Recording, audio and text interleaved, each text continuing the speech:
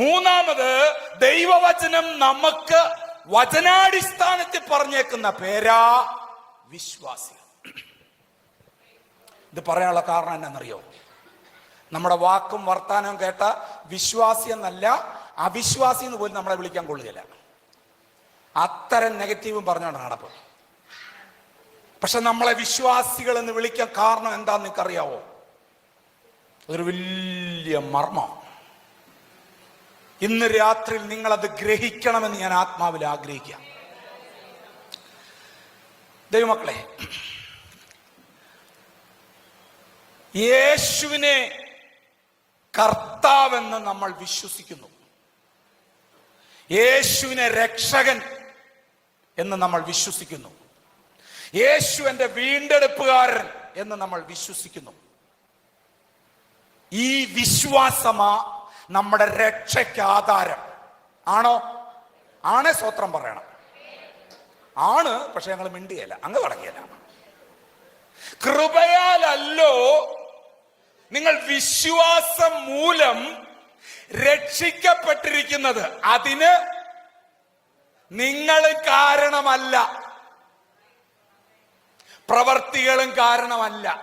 വലിയൊരു മർമ്മം.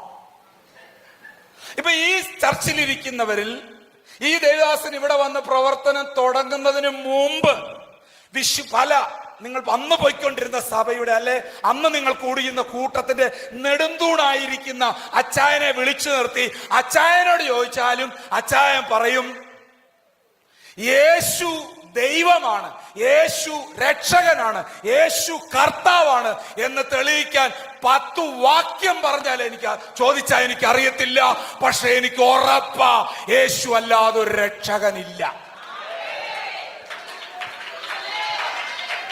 സത്യമാണെങ്കിൽ കരങ്ങൾ അടിച്ച് കർത്താവിനെ സ്തുതിച്ചു.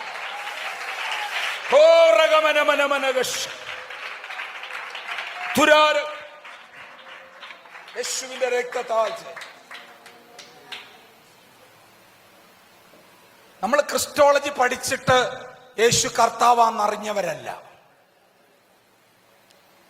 ക്രിസ്തുശാസ്ത്രം പഠിച്ചിട്ട് കർത്താവ് വീണ്ടെടുപ്പുകാരനാന്നറിഞ്ഞവനല്ല. ഇങ്ങനെ ഓടി നടന്നവരാ നമ്മളെല്ലാം. നിങ്ങൾ ഓടിയില്ലെന്ന് ചിലപ്പോൾ നിങ്ങൾ പറഞ്ഞേക്കില്ല, നിങ്ങളുടെ പിതാക്കന്മാർ ഓടിയിട്ടുണ്ട്. ഈ സ്ഥാനത്ത് നമ്മൾ രക്ഷിക്കപ്പെട്ടു. പിന്നെ നമ്മൾ എവിടെയെങ്കിലും പോയോ? ഒന്ന് പോയില്ല. ഇനി രണ്ടാമത്തെ ഘട്ടം, പോകാനുള്ളൊരു ഹിഡൻ അജണ്ട ഉള്ളിലുണ്ടോ? ശരിക്കും നമ്മൾ എന്നോ വലിയൊരു അത്ഭുതമാണ്. നിങ്ങൾ ഓർത്തു നോക്കിയേ, നിങ്ങൾ ചിന്തിച്ചിട്ടുണ്ടോ? നമ്മൾ എന്നോ വലിയൊരു അത്ഭുതമാണ്. ഞാൻ 3 ദിവസം ഉപവസിക്കും. ഇത് പാസ്റ്ററേ വിടുതൽ വേണമെങ്കിൽ ഞാൻ സഭയ്ക്കകത്ത് നിൽക്കണേ, എനിക്ക് മേടിച്ചു തന്നോണം. കിട്ടിയില്ലേ, അടുത്ത ദിവസം ഞാൻ അനുഗ്രഹിക്കപ്പെട്ടാലും ഇല്ലാലും ഞാൻ ഇനി മേലിൽ ഒരുവനെ കർത്താവേ എന്ന് വിളിക്കുന്നുണ്ടെങ്കിൽ അത് തച്ചന്റെ മകനെ.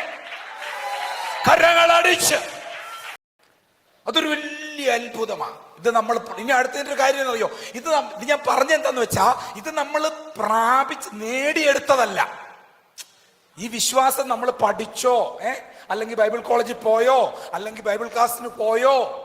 അതുകൊണ്ട് ഈ വെളിപ്പാടുള്ള ദൈവദാസന്മാരെ നിങ്ങൾ നോക്കി, അവർ ഈ സുവിശേഷം പറയാൻ ഒരിടത്തോട്ട് ചെല്ലുമ്പോൾ വലിയ മർമ്മമായത്.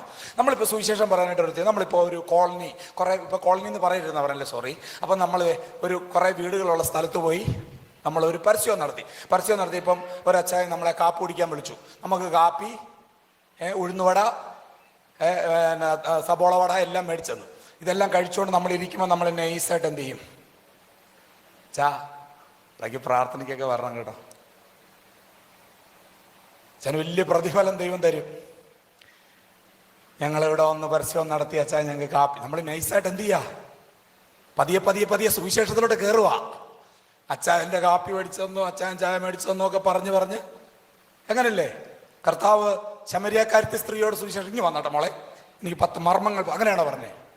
ആദ്യം വെള്ളം ചോദിച്ചു കഴിഞ്ഞപ്പോഴത്തേക്ക് അവക്ക് കർത്താവ് ജീവന്റെ വെള്ളം കൊടുക്കാമെന്ന് പറഞ്ഞു.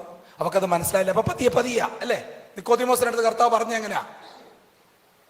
നിക്കോദിമോസേ വിളച്ചിലൊക്കെ കയ്യിലിരിക്കട്ടെ, വീണ്ടും ജനിച്ചില്ല. അതങ്ങനെയാണോ പറഞ്ഞത്? അല്ല, പയ്യെ പയ്യെ. അപ്പൊ നമ്മൾ പയ്യെ ചായയുടെ കാര്യം, കാപ്പിയുടെ കാര്യം, ഉഴുന്നോടെ, അടിപൊളി ഉഴുന്നോടെയാ, നല്ല ഉഴുന്നോടെയാ. അപ്പൊ ഈ വെളിപ്പാടില്ലാത്ത ചില വിശ്വാസി അത്ര നല്ലതല്ല എന്നൊക്കെ ചിലപ്പോൾ അടുത്തിരുന്ന് പറഞ്ഞാളെ.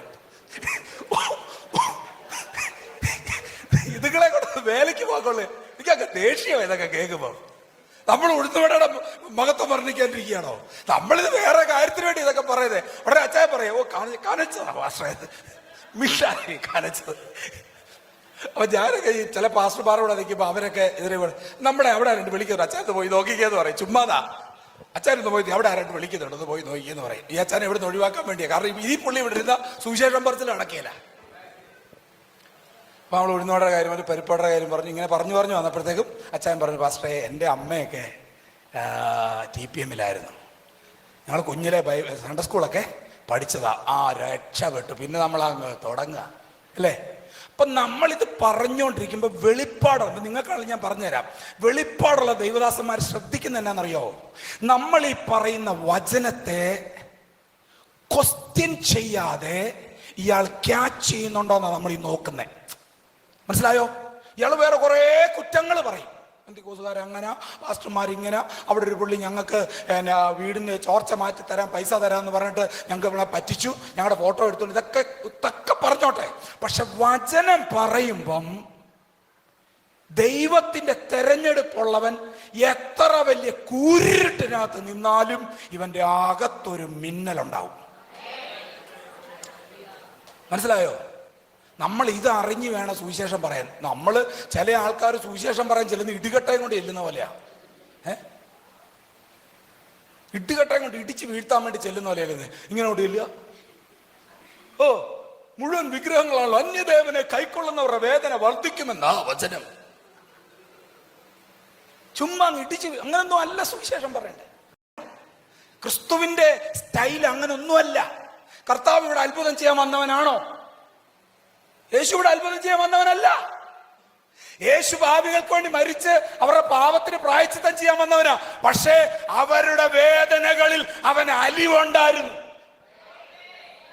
എന്നെ അതിനകത്ത് ഏറ്റവും കൂടുതൽ എക്സൈറ്റഡ് ആക്കിയ വിഷയമാണ് ഗദരദേശത്തെ ഭൂതഗ്രസ്തനെ തേടി യേശു പോയത്.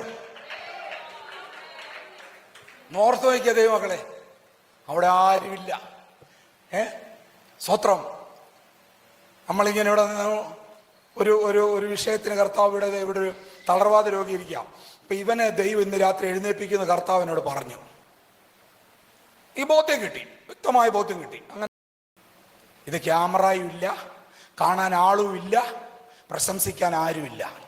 സ്വന്തം വീട്ടുകാരും നാട്ടുകാരും കുടുംബക്കാരും സഭക്കാരും എല്ലാം ഉപേക്ഷിച്ച് കളഞ്ഞ ഒരുത്തനാ ഈ കല്ലറകളിൽ പാർക്കുന്നത്. യേശു അവിടെ അവനെ സൗഖ്യമാക്കാൻ പോയതിന്റെ പിന്നിൽ ഒറ്റ കാരണമേ ഉള്ളൂ. യേശു അവനെ സ്നേഹിച്ചു.